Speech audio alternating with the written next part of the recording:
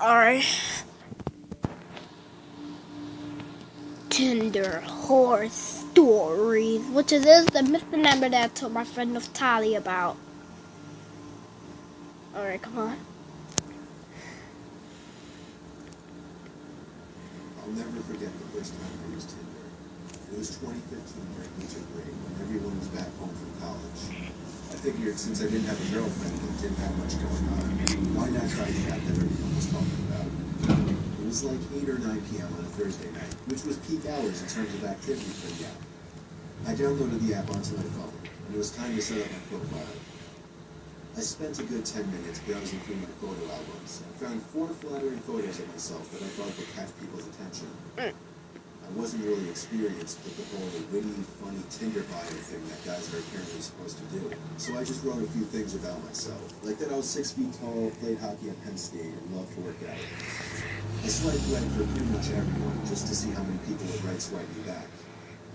I got through the given 100 likes quicker than I even expected, and didn't get a single match. My self-esteem was now completely in the toilet. I always thought of myself as really good looking, so I didn't understand how nobody could have liked me back. After waiting forever for some kind of notification to come up on my screen, I was considering just deleting the app to save my self-esteem. But finally, a single vibration from my phone, along with the message, "Congratulations, you have a new match," popped up on my phone. Overly excited, I went back into the app and saw that I had matched with the most gorgeous girl I'd seen on the app. What time would have 21:59? I've never had that. It only says 154. It doesn't have 5 numbers. That's no 4 numbers. She was 20 years old, just like me, and she went to Syracuse University. I messaged her just a plain old hey with a smiley face. 10 seconds later, she responded hey. I took a minute to think of something smart to say. Eventually, I wrote something about her sorority and that I had a friend in the same sorority at my school, or something lame like that. She responded really quickly again, this time saying, "OMG, that's so cool," and then a smiley face. I was typing my response when she sent a message. "You're so cute." Your first one say, "Hey, cutie." At this point, I was excited. I thought this app was easier than I thought it would be. I responded quickly, saying, "Just watching out." Guys, I'm sorry because I clicked the pause button and skipped one little part by accident. I meant to I zoom. told her I was down and asked for her number. She gave it to me quickly, and I waited a minute before texting her just so I wouldn't seem desperate. When I texted her, the message was sent as a text message, indicating this person wasn't using the iMessage app. I said hey once again. She replied, "Hey, come now," and then pasted an address. The address was 5 miles from my house, or 10 minutes, which wasn't bad at all. I told her I'm on my way. Before leaving, I told my mom I was going out and left. The address was on the quieter side of town, not necessarily a nice kind of quiet.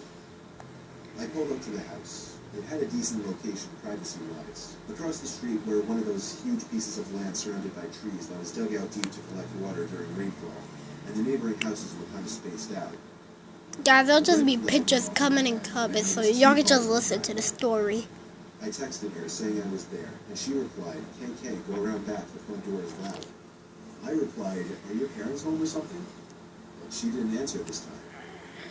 I got out of the car and slowly walked around the house, noticing there was no fence to separate the front yard from the back. I'm looking at that window. As I passed it, I realized there was an opening in the blinds. Showing you at the window. But as soon as I noticed, the blinds fell back into place. I texted her again, saying, "Is that you at the window?" No response. This was a little creepy now. I continued walking slowly to the backyard, thinking that I could hear sounds coming from back there. For example, the brief sound of a yard chair scraping against the concrete. I seemed so nervous to turn that corner into the backyard that I froze at the edge of the brick wall, and just ever so gradually poked my head around the corner to see if anyone was in the backyard. As far as I could tell, nobody was back there. So I walked to the back door. It was a really old sliding glass door, so I could partially see into the house. Another thing I realized just then that raised more red flags. Not a single light was on in the house. You know what, I told myself I'd text her one more time. If she didn't respond, I was out of there. I took out my phone and texted her, saying, "I'm at the back door, where are you?" She responded within 10 seconds, saying, "Come in." I wasn't comfortable entering that house. I decided to call her for the first time, but after entering the number, the screen said "Text Now audio call." Text Now is one of those iPhone apps that allow you to use a fake phone number for calls and texts. That meant this whole time, whoever this was using a fake phone number. However, the most disturbing part of this was when I heard the sound of a ringtone coming from right behind the glass door, as if somebody were leaning against the wall, hiding. And now as I looked more closely into the house, I could see the glow from a phone screen right next to the door, which confirmed that somebody was hiding there. I didn't run. I tried to draw as little attention as possible by simply walking back around the house in the opposite direction I came from to avoid being seen through the door. When I was out of possible view, I ran full speed to my car and drove home. I didn't check my text until I got back home. I had 15 new messages waiting for me, about 12 of them asking, "Where'd you go? Why'd you leave? Come back," and so on. The last 3 were more disturbing though. The first of the last 3 messages. Since it's way too bright, y'all can't see. I'm sure you figured that out by now. The next one was, "No laws were broken, LOL, good luck." And the last one was, "I know exactly what you look like, and I have your number." I blocked his fake number and went to report an unmatch on Tinder, but he had already done that. The whole thing was something straight out of a nightmare, but luckily I never got any calls or texts from anyone suspicious, and I was able to forget about it quickly. I've used Tinder a few times since then, but just for fun. I've never actually made an effort to go out and meet anyone from the app ever again. Alright, this is the second one. This is the last story. I might run out because I can't get it past 15 I was on Tinder a few months ago minutes. I wasn't looking for anything in particular. Definitely not a relationship, though. Just one of those times to see who's swiping for fun and having pointless chats. Plus, there was always that chance that a girl would be down to meet up for the night. You know, maybe I'd get lucky. That didn't happen this night, though. I was the opposite of lucky.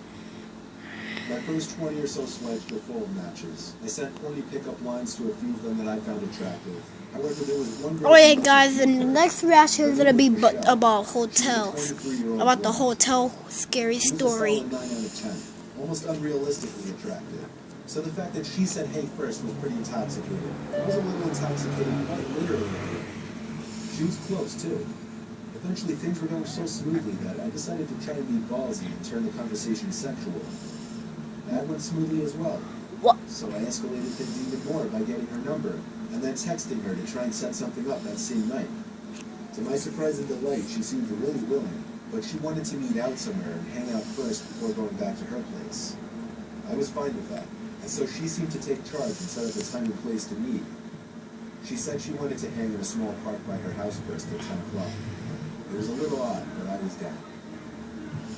I literally counted the minutes until around 9:45 when I decided it was time to leave. Before leaving, I sent a quick confirmation text, and she said she was still down to meet. The drive to the small residential park was maybe 10 minutes, so I got there a little early. I walked over to the swing set, the exact point where she wanted to meet. I didn't want to let her know I was early, because I thought that might make me seem needy or anxious. So I waited until exactly 10:02 on the dot to text her saying I was there. This was when she stopped responding. What? Just like the other story? 10:10, sitting there waiting with no response. Of course, at first I figured she was driving and couldn't check her phone. But as the minutes passed, that idea started to become less realistic. And the idea that she flaked was becoming more realistic. The playground area was surrounded by trees. In fact, this whole park was very woodsy. And having been a weeknight, nobody was out and about at this time. So honestly, it was kind of creepy sitting in that park alone. The only reason I could see was because of the motion detecting light mounted onto the small bathroom shack. In one direction, the park turned to complete woods for miles, while in the other direction, beyond a few trees, was the neighborhood road. I was sitting on the swing, pushing back and forth in boredom and disappointment. When I closed, the sounds of the squeaky metal swing chain stopped, allowing me to hear something echo out from the little bathroom shack. It sounded like, you know, a typical sound you'd expect to hear from inside one of those bathrooms. Like somebody pressing down on the handle of the paper towel dispenser or something like that. What I'm trying to say, it sounded intentional. meaning someone might have been in there. Now this wouldn't be a completely strange thing. After all, it's a public park. Only I would have thought that they would lock the bathrooms up at this hour. And who else would actually be in this tiny park at 10:15 on a weeknight? Then I suddenly felt a vibration in my pocket. So excited, I whipped out the phone and saw a new text from Michelle. The text said exactly this. "Hey, just got here. Come into the bathroom. I have a surprise for you." My heart dropped as I read this. I felt butterflies in my stomach. Not like an innocent nervousness, more like a disturbed and freaked out feeling. My thumbs were hovering over the phone as I was conjuring up something to type in response.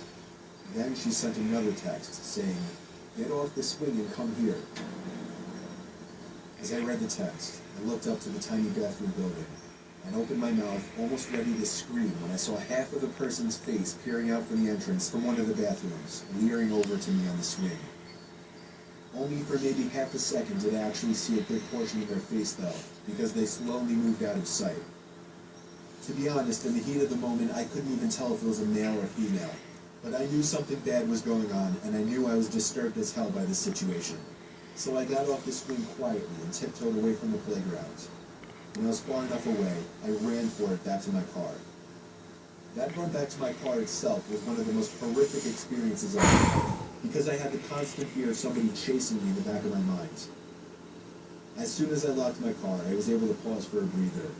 But up until that point, nothing compared to the gut-wrenching fear that I felt when I took one last look into the park and saw a grown man emerge from the trees, running towards my car. I turned the key in the ignition and practically threw the car in drive before it was even fully started. When I was halfway down the road... Oh, man. Oh, he could have... I bet he could have even reached them. When I pulled into my driveway, I sat there for 10 minutes, thinking and reflecting. I felt like I had become a changed person at that moment, like I knew what it truly felt like to appreciate life after having my life threatened. I deleted my Tinder account and then deleted the app. I didn't tell any of my family members besides my older brother. I've had a girlfriend for the past 2 months, so luckily I don't even have to think about using that app anymore. And that's the end. Alright, now. Alright, guys. That was the end of the video. If you liked the video, please drop a like and leave a comment. And I'll talk to you all in the next video. Next video will be Hotel Story. Please drop a like, leave a comment, and I'll talk to you all next video. Peace out, my YouTube comrades.